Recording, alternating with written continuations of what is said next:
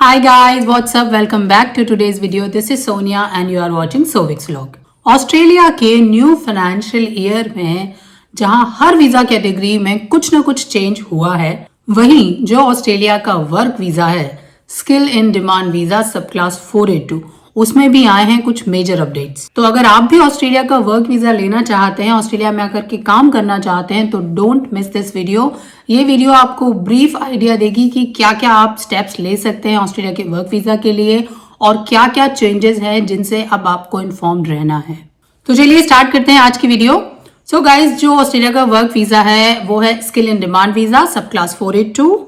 तो सबसे पहले आपको देती हूँ इसकी बेसिक इन्फॉर्मेशन। सो गाइज, इस वीजा की जो फी है वो है $4,015 Australian dollar for main applicant. और अगर आपके वीजा में आपका पार्टनर भी इंक्लूडेड है तो उस केस में पार्टनर की फी होगी $4,015 ऑस्ट्रेलियन डॉलर, यानी कि सेम जो मेन एप्लीकेंट की फी है वही सेम फी पार्टनर की भी होगी। और अगर आपकी वीजा एप्लीकेशन में आपका चाइल्ड भी इंक्लूडेड है, यानी कि 18 ईयर्स से कम के पर चाइल्ड के लिए जो वीजा फी है वो है $1,005 ऑस्ट्रेलियन डॉलर। ये वीजा मिलने के बाद आप ऑस्ट्रेलिया में अप टू 4 इयर्स के लिए रह सकते हैं, काम कर सकते हैं। और इस वीजा के लिए जो सबसे इंपॉर्टेंट चीज है वो है that you must be nominated. मतलब ये कि आपके पास बेसिकली एक स्पॉन्सर का ऑफर लेटर होना चाहिए, आपके पास जॉब ऑफर होना चाहिए इस वीजा के लिए। सो गाइज, ये थी बेसिक इन्फॉर्मेशन। अब आते हैं डिटेल में कि इस वीजा के लिए आप किस क्राइटेरिया में अप्लाई कर सकते हैं। सो सब क्लास 482 वर्क वीजा, इसकी 3 स्ट्रीम है। तो सबसे पहले बात करते हैं फर्स्ट स्ट्रीम की, जो है कोर स्किल स्ट्रीम। तो 482 अप्लाई करने के लिए अगर आप कोर स्किल स्ट्रीम कैटेगरी में अप्लाई करते हैं तो सबसे पहली चीज जो जरूरी है वो ये कि आपका ऑक्यूपेशन ऑस्ट्रेलिया की कोर स्किल ऑक्यूपेशन लिस्ट का पार्ट होना चाहिए। जो भी आपका प्रोफेशन है वो प्रोफेशन उस लिस्ट में जो मेंशन है प्रोफेशन उनसे मैच करना चाहिए, उससे सिमिलर होना चाहिए। लिस्ट का लिंक मैं आप लोगों के साथ डिस्क्रिप्शन बॉक्स में शेयर कर दूंगी, आप लोग चेक कर सकते हैं। सेकंड ये कि आपके पास 1 साल का रिलेवेंट वर्क एक्सपीरियंस होना चाहिए जो आपका नॉमिनेटेड ऑक्यूपेशन है उसी ऑक्यूपेशन में। ऐसा नहीं है कि मान लीजिए आप किसी इंजीनियरिंग फील्ड के लिए अपनी एप्लीकेशन कर रहे हैं वर्क वीजा के, लेकिन आपका एक्सपीरियंस किसी आर्ट सेक्टर में है। तो बेसिकली ये कि जिस ऑक्यूपेशन के लिए आप अप्लाई कर रहे हो सिमिलर उसी ऑक्यूपेशन में आपका मिनिमम 1 ईयर का वर्क एक्स होना चाहिए। एज की बात करें तो इसमें एज की फिलहाल कोई लिमिट मेंशन नहीं है। मैं आपके साथ वेबसाइट का लिंक भी शेयर कर दूंगी। तो जो डिपार्टमेंट ऑफ होम अफेयर्स की वेबसाइट है उसमें क्लियरली लिखा है there is no age limit. तो आपकी एज इररेस्पेक्टिव कोई भी हो, आप ये वीजा अप्लाई कर सकते हैं। इंग्लिश रिक्वायरमेंट की बात करें तो देखिए, इंग्लिश डिपेंड करेगी कि आपका ऑक्यूपेशन क्या है। मिनिमम मैं आपको बता देती हूं, अगर आप आईएलटीएस जनरल दे रहे हैं तो आईएलटीएस जनरल के लिए लिसनिंग में 5, रीडिंग में 5, राइटिंग में 5 और स्पीकिंग में 5 पॉइंट आपके होने चाहिए। अगर आप पीटीई दे रहे हैं तो पीटीई में लिसनिंग में 33 पॉइंट, रीडिंग में 36, राइटिंग में 29 और स्पीकिंग में होने चाहिए 24 पॉइंट। तो ये है बेसिक रिक्वायरमेंट। बाकी हो सकता है कि आपका जो ऑक्यूपेशन है वो हायर लेवल की इंग्लिश डिमांड करता हो। मान लीजिए अगर आपने किसी टीचिंग प्रोफेशन में या मेडिकल प्रोफेशन में अप्लाई किया है तो उस केस में हो सकता है कि आईएलटीएस में आपकी रिक्वायरमेंट 7 बैंड हो या किसी और ऑक्यूपेशन में आपकी रिक्वायरमेंट 8 हो। तो ये मिनिमम रिक्वायरमेंट थी जो मैंने आपके साथ शेयर की। आगे की इंग्लिश की रिक्वायरमेंट डिपेंड करेगी आपके ऑक्यूपेशन के ऊपर। फिर एक चीज जो इंपॉर्टेंट होती है वो होती है positive skill assessment. Positive skill assessment भी देखिए डिपेंड करता है आपके एम्प्लॉयर के ऊपर। अगर उन्हें रिक्वायर्ड है पॉजिटिव स्किल असेसमेंट तो आपको पॉजिटिव स्किल असेसमेंट का डॉक्यूमेंट लगाना होगा, अदरवाइज वो डॉक्यूमेंट जरूरी नहीं है। But most of the cases में एक्चुअली अगर आप ये कोर स्किल स्ट्रीम में अप्लाई करते हैं तो इट्स बेटर कि आप पहले से ही अपना पॉजिटिव स्किल असेसमेंट जो है वो करवा के रखें। पॉजिटिव स्किल असेसमेंट बेसिकली होता क्या है कि जो आपका वर्क एक्स है, जो आपकी क्वालिफिकेशन है, उस क्वालिफिकेशन को आप ऑस्ट्रेलिया की जो अथॉरिटीज हैं उनसे चेक करवाते हैं। वो एक्चुअली वेरीफाई करती हैं कि हाँ ये जो भी आपका क्वालिफिकेशन है, जो भी आपका एक्सपीरियंस है वो सेम ऑस्ट्रेलिया में भी उसी क्वालिफिकेशन और उसी एक्सपीरियंस से आपकी जॉब एंड रिस्पॉन्सिबिलिटी जो है वो मैच करती हैं। अब आता है कोर स्किल स्ट्रीम में इनकम थ्रेशोल्ड क्या होना चाहिए। तो ये इनकम थ्रेशोल्ड 1 जुलाई से बढ़ गया है, 1 जुलाई 2026 से। तो अब अगर आप कोर स्किल स्ट्रीम में सब क्लास 482 वर्क वीजा अप्लाई करते हैं तो उस केस में आपका जो मिनिमम इनकम का थ्रेशोल्ड है वो होगा $79,499 ऑस्ट्रेलियन डॉलर। मतलब ये कि आपका जो ऑफर लेटर है उसमें आपका जो एनुअल सैलरी का पैकेज है वो मिनिमम इतना होगा ही। अगर कोई आपको इससे कम ऑफर कर रहा है, इसका मतलब हो सकता है कि वो स्पॉन्सर सही नहीं हो, वो हो सकता है कोई की फेक हो। नाउ आते हैं अब दूसरी स्ट्रीम पर।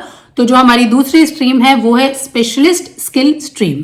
सो गाइज, जैसा कि नाम से पता चल रहा है स्पेशलिस्ट, यानी कि अगर आप किसी फील्ड में स्पेशलिस्ट हैं, ये स्पेसिफिक रिक्वायरमेंट है एक्चुअली। तो अगर आप ऑस्ट्रेलिया की किसी स्पेसिफिक रिक्वायरमेंट को फुलफिल करते हैं, किसी ऐसे ऑक्यूपेशन में आप स्पेशलिस्ट हैं, मान लीजिए अगर आप मेडिकल सेक्टर में हैं तो किसी स्पेसिफिक फील्ड में आप सर्जन हैं या कोई भी ऑक्यूपेशन हो सकता है बेसिकली, तो अगर आप स्पेशलिस्ट हैं तो आप इस कैटेगरी में अप्लाई कर सकते हैं। और इस कैटेगरी में जो मिनिमम इनकम का थ्रेशोल्ड है वो है 1,46,717 ऑस्ट्रेलियन डॉलर। यानी कि स्पेशलिस्ट स्किल स्ट्रीम में आपका जो मिनिमम पैकेज है वो 1,46,717 ऑस्ट्रेलियन डॉलर होना चाहिए। बेसिक रिक्वायरमेंट इसकी भी सेम है, आपके पास 1 साल का एक्सपीरियंस होना चाहिए। एज लिमिट स्पेसिफिकली कुछ मेंशन नहीं है। Positive skill assessment it's depend, अगर आपका एम्प्लॉयर डिमांड करता है तो होना चाहिए, बट अगेन मैं बोलूंगी कि अगर आप चाहते हैं तो आप अपना पॉजिटिव स्किल असेसमेंट करवा के रखिए। इंग्लिश की रिक्वायरमेंट वही सेम है जो कि कोर स्किल स्ट्रीम में थी, यानी कि अगर आप आइल्स दे रहे हैं तो रीडिंग, राइटिंग, लिसनिंग और स्पीकिंग में मिनिमम रिक्वायरमेंट है 5, एंड देन अगेन डिपेंड करेगा कि आप किस प्रोफेशन में आ रहे हैं, अकॉर्डिंगली हायर इंग्लिश की रिक्वायरमेंट हो सकती है। Now move on to the third category. तो जो हमारा तीसरा स्ट्रीम है वो है labour agreement stream. So guys, ये बेसिकली स्किल्ड वर्कर्स के लिए है। जैसे कि मान लीजिए कि आप कारपेंटर हैं या आप कोई कंस्ट्रक्शन वर्कर हैं, तो ये स्पेसिफिक स्किल्स जिनकी ऑस्ट्रेलिया में डिमांड है और यहाँ पर वर्कर की शॉर्टेज है, तो उस केस में एम्प्लॉयर्स जो होते हैं वो as an labour agreement stream में जो वर्कर्स हैं उन्हें अदर कंट्रीज से बुलाते हैं। तो इसकी जो मिनिमम रिक्वायरमेंट है वो भी यही है कि आपके पास 1 साल का मिनिमम रिलेवेंट वर्क एक्सपीरियंस होना चाहिए। अगर आप प्लम्बर हैं, आपके पास उसकी क्वालिफिकेशन है, आप उस फील्ड में काम कर रहे हैं अपनी कंट्री में, तो एटलीस्ट 1 साल का मिनिमम एक्सपीरियंस आपके पास होना चाहिए। और जो एम्प्लॉयर आपको बुला रहा है ऑस्ट्रेलिया में, उस एम्प्लॉयर का ऑस्ट्रेलियन गवर्नमेंट के साथ लेबर एग्रीमेंट होना चाहिए। कोई भी रैंडमली आपको नहीं बुला सकता है। काफी सारे लोग हमेशा मुझे डॉक्यूमेंट भेजते हैं चेक करने के लिए। देखिए, मैं कोई लीगल एडवाइजर नहीं हूं, मैं कोई सर्टिफाइड एजेंट नहीं हूं, लेकिन मैं आपको हमेशा वो लिंक्स प्रोवाइड करती हूँ जिन पर जाकर के आप खुद वेरीफाई कर सकते हैं, अपने डॉक्यूमेंट्स को खुद चेक कर सकते हैं। तो अगेन मैं आपको बोलूँ कि अगर कोई लेबर एग्रीमेंट के थ्रू आप लोगों को ऑस्ट्रेलिया में बुला रहा है तो वो कंपनी, वो स्पॉन्सर जो है, ऑस्ट्रेलिया की जो स्पॉन्सर्ड लिस्ट है उसमें लिस्टेड होनी चाहिए। तो आप हमेशा वेरीफाई कीजिए कि क्या वो कंपनी लिस्टेड है या नहीं है। लेबर एग्रीमेंट में इंग्लिश की रिक्वायरमेंट टोटली डिपेंड करती है कि आपका जो स्पॉन्सर है उसे जरूरत है या नहीं है।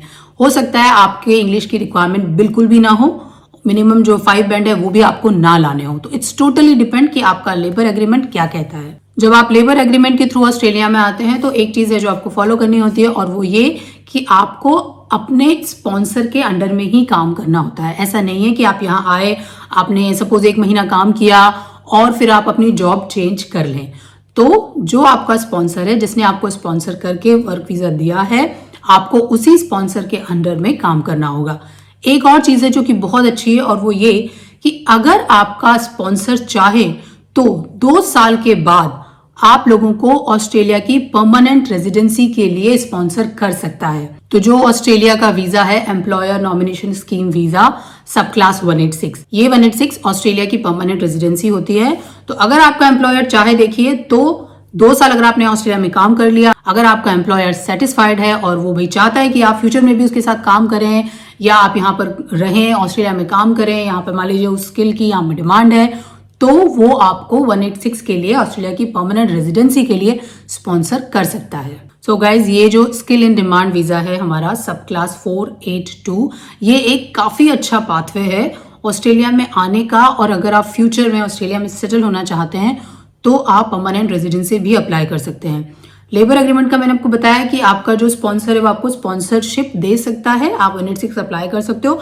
अगर आप और किसी स्ट्रीम में भी ऑस्ट्रेलिया में आते हो, तब भी अगर आप सारी एलिजिबिलिटी क्राइटेरियाज को मैच करते हैं तो आप अपने वर्क वीजा खत्म होने के बाद या उसके ड्यूरेशन में, डिपेंड्स आपका क्या प्रोफेशन है, आप ऑस्ट्रेलिया की परमानेंट रेजिडेंसी के लिए अगर एलिजिबल होते हो तो एप्लीकेशन डाल सकते हो। तो गाइज, ये जो सारी इन्फॉर्मेशन मैंने आपके साथ शेयर की है, इसमें मैं आपको वेबसाइट का लिंक शेयर कर दूंगी और जो ऑक्यूपेशन लिस्ट जिसकी मैंने बात की है उसका भी मैं आपके साथ लिंक शेयर कर दूंगी डिस्क्रिप्शन बॉक्स में, आप देख सकते हैं और ये सारी इन्फॉर्मेशन अपने लेवल पर एक बार और चेक कर सकते हैं। सो गाइज, रिसेंटली अभी आप लोगों ने मुझसे रिक्वेस्ट की थी कि मैं सब क्लास 482 के बारे में बेसिक इन्फॉर्मेशन दूं, डिटेल शेयर करूं। सो आई होप कि अब आपको इन्फॉर्मेशन मिल गई होगी, आप सारी डिटेल्स चेक कर सकते हैं और अगर आप ऑस्ट्रेलिया वर्क वीजा लेकर आना चाहते हैं तो होपफुली ये वीडियो आपके लिए यूजफुल होगी। So that's all for today's video guys। फिर से मिलूंगी आपसे एक नई इन्फॉर्मेशन के साथ, तब तक bye bye and take care.